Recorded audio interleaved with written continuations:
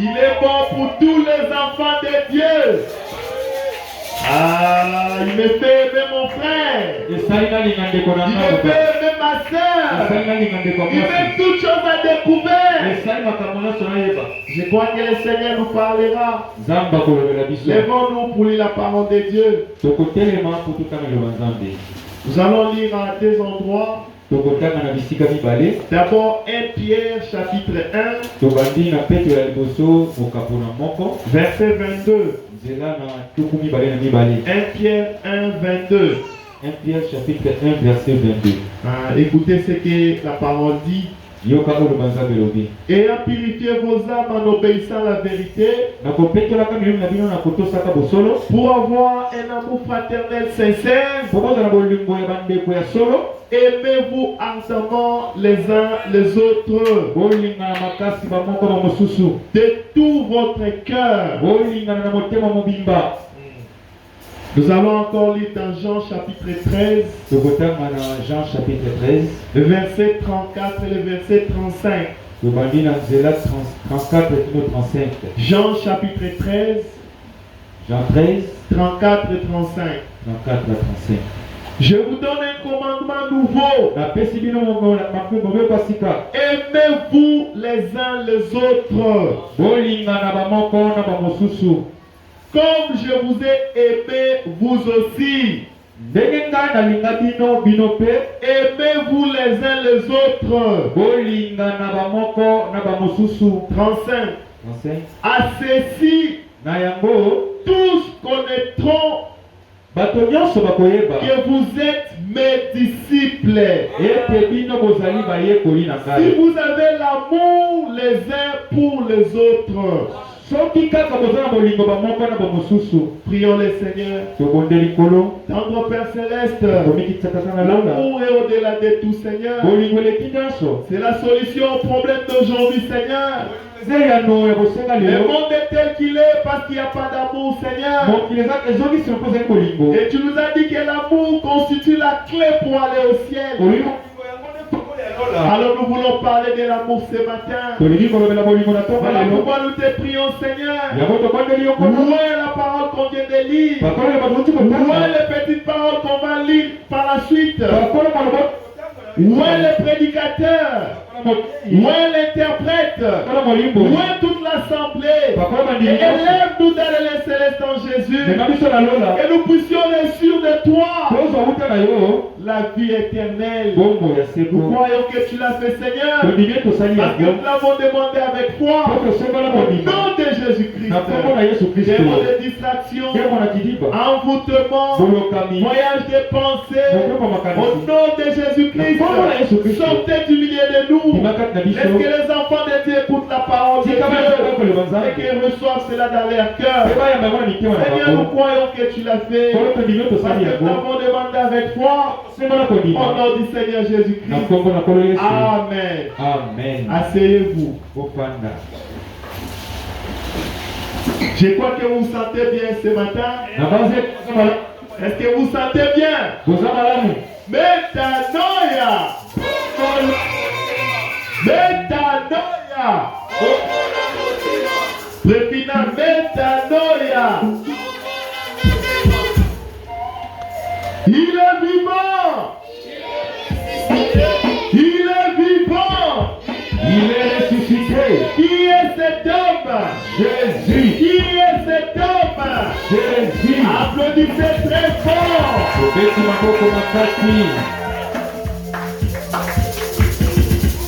Comme je vous ai dit, aujourd'hui nous continuons avec le thème l'amour. Mais le sujet c'est au-delà du rideau de temps. Au-delà du rideau de temps. Je vais vous donner juste quelques expériences. Premièrement de l'apôtre Paul, et puis deuxièmement de frère Branham. Et on va voir leur implication par rapport à notre vie d'aujourd'hui. Mais avant ça, je voudrais vous rassurer d'une chose, qu'il y a un lieu au-delà du rideau de temps. Il y a une cité au-delà des étoiles. Là où il y a la paix, là où il y a la joie, là où il y a la félicité, là il n'y a pas de déception, il n'y a pas de jalousie. Ici sur la terre, nos efforts rencontrent l'opposition. Mais là-bas, c'est la joie.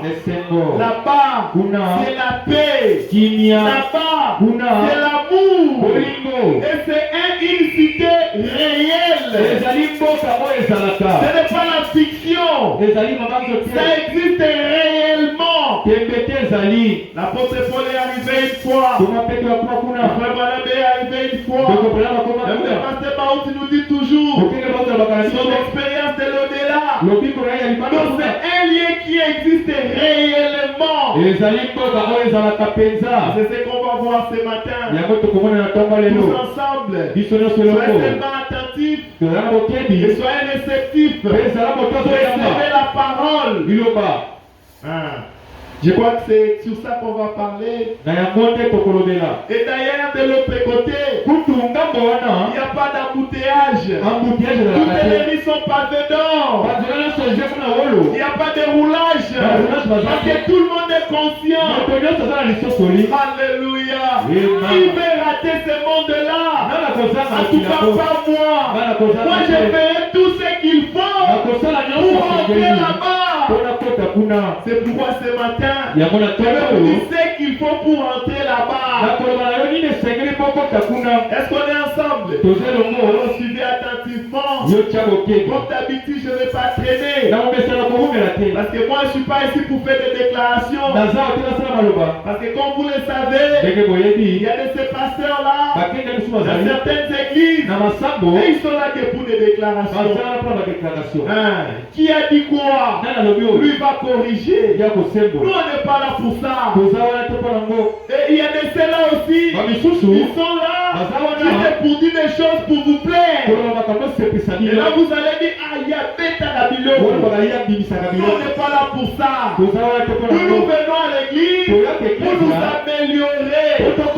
Pour savoir ce que nous devons faire pour aller au ciel. C'est pourquoi ce matin, on va parler de la clé du ciel. Parce que nous voyons à l'au-delà.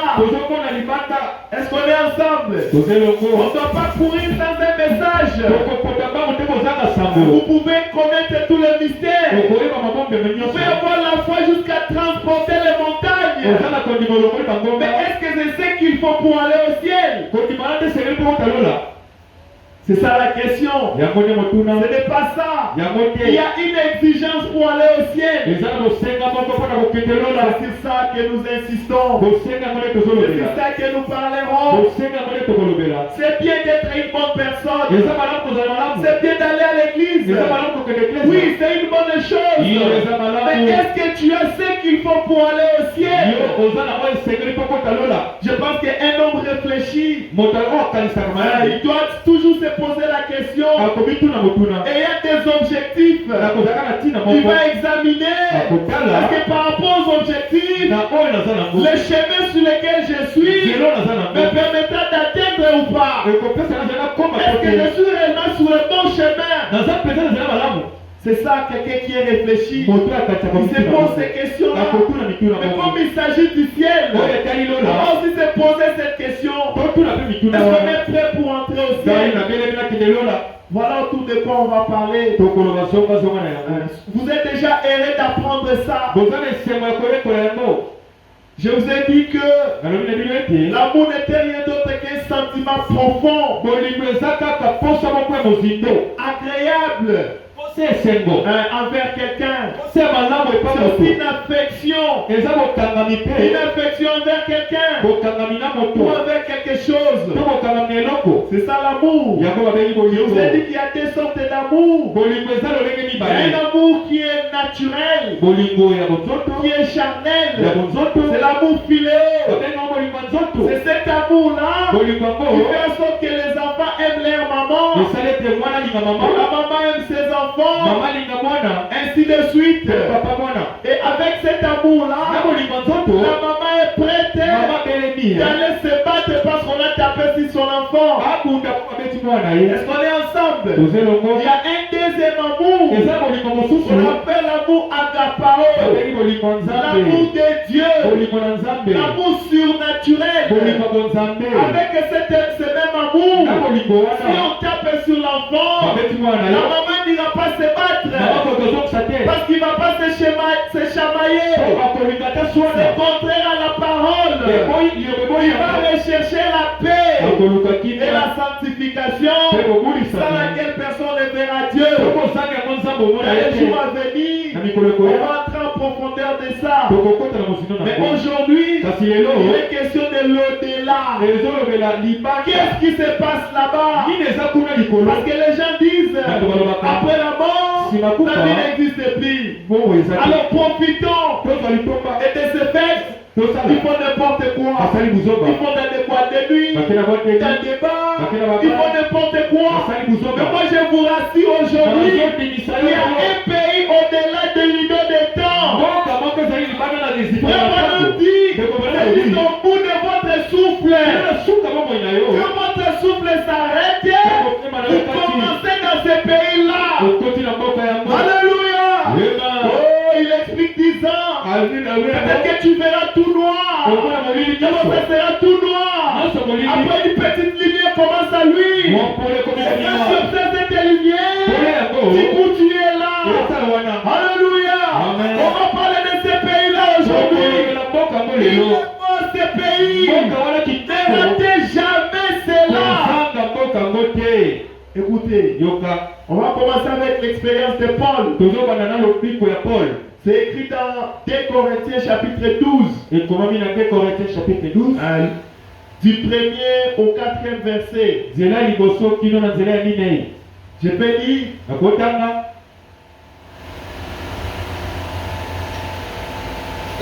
Commençons au verset 2.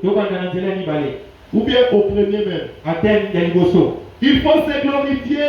Cela n'est pas bon. J'en viendrai néanmoins à des visions et à des révélations du Seigneur. Donc ce qu'on va lire ici, c'est une vision et une révélation du Seigneur.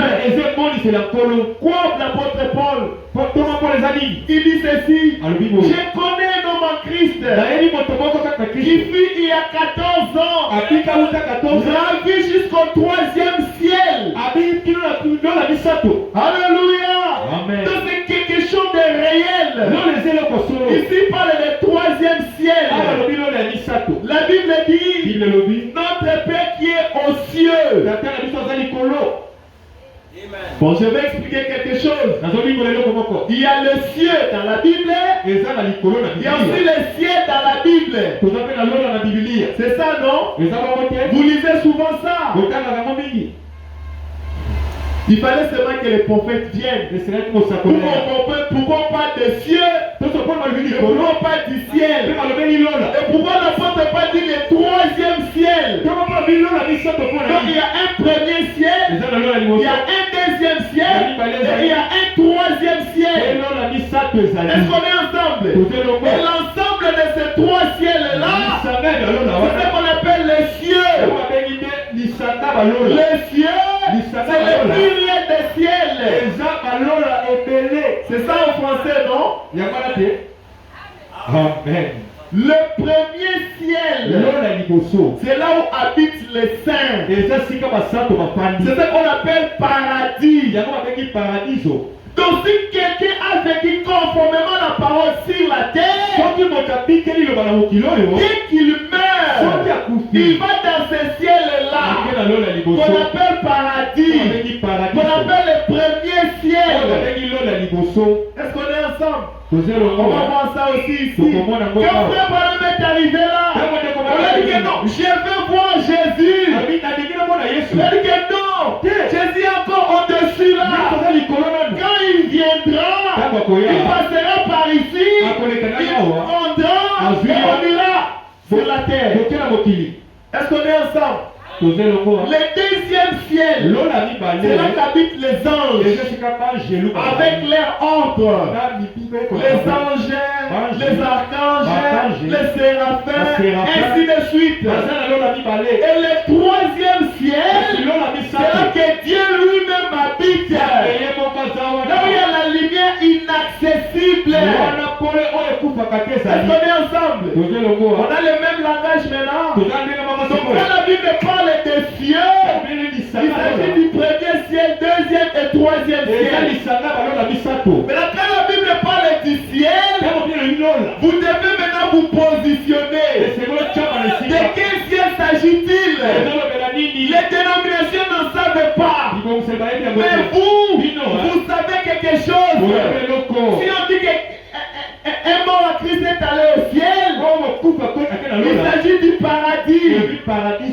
Est-ce qu'on est ensemble? Et avant Jésus, ce paradis-là était quelque part là en bas.